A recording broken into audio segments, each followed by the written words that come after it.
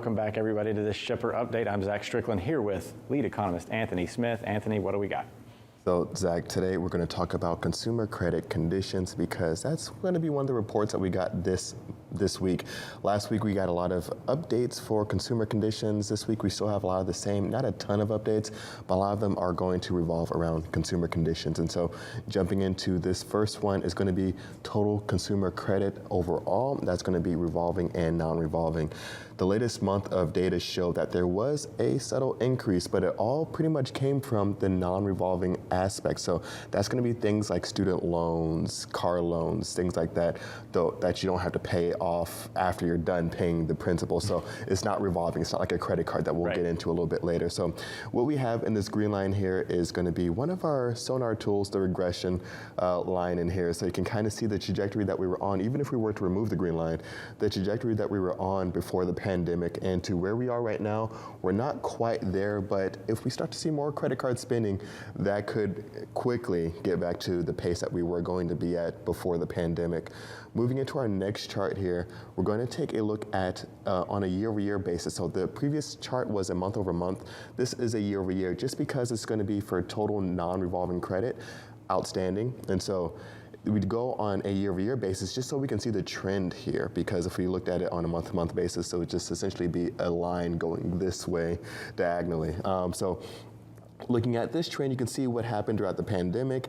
There's a little bit of uncertainty, some drop-offs, but as soon as there was a little bit of light at the end of the tunnel, we went right back to it like nothing ever happened, and it's continuing to rise here on a month-over-month level on a year-over-year basis. And so when we're looking at this, we're seeing that there was an increase overall on an annualized rate of 1.9%. And when we're looking at the growth overall, this is where it all came from, was essentially all non-revolving credit. So this is the stuff that maybe that interest rate increase is really going to help kind of stifle a little bit, because I mean, really these year-over-year charts are there to show you kind of the acceleration or the deceleration, depending on the direction, right, of all this spending activity. So do you think that once we see those rate increases, that this will take a pretty decent hit? There could be a good chance for that. So one of the things that we're talking about, especially with houses and things like that, mortgages, that there could be a little bit of a pull forward for those trying to get ahead of course, we saw mortgage rates bump up a little bit, trying to get ahead of some of those trends that are anticipated to happen. So we could see a little bit of a fall off as certain activities are pulled forward.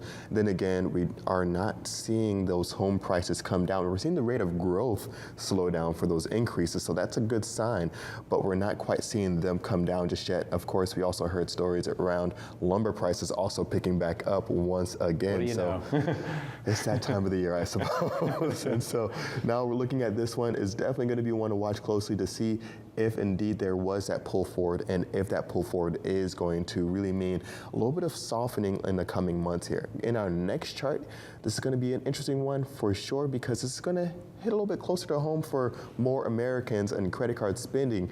And this is going to be total revolving credit outstanding. And this is back to our month-over-month basis. We can see this downward movement that happened throughout the pandemic. We see as more stimulus packages were delivered and deployed throughout the country. Fewer dependencies on credit card usage, a lot more debt being paid off, all of that good stuff. But ever since the pandemic really started to let off, Omicron fade a little bit, we start to see a little bit of increase on a month-to-month basis. The interesting thing here, if we looked at revolving credit, which includes credit cards, on an annualized rate, it fell 0.3%. And so this is the first time that we're seeing this happen in quite some time, that actually dipped a little bit. Is this now, that's a pretty big takeaway there. Yeah. So does that kind of tell you, is it a good thing or a bad thing? Because this can kind of go both ways. That's right, yeah. So that was what I was saying, is like, does this mean that consumers are slowing down? Is they're not spending as much? Or are they going a little bit more on cash? Are they being a little bit more hesitant?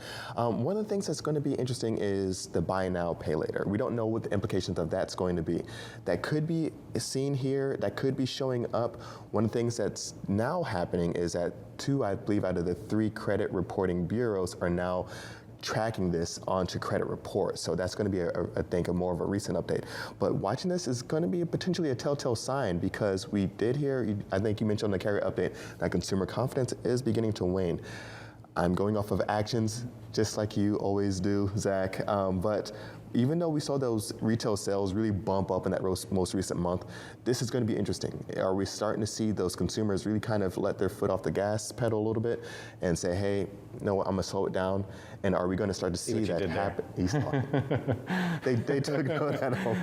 And are we going to start to see that little bit of a waning as we get into some of these winter or warmer months? It's going to be still winter here this weekend in Chattanooga, but as we start to see a little bit of that waning, and is that going to transfer more into services? And if that does, what's going to happen to all these freight volumes and all these downstream goods and demand as we move into the summer months? Yeah, it's definitely an interesting dynamic. There's so much that we haven't been able to kind of pull back into normal patterns with, but we're going to toss to a quick break, but we'll be right back.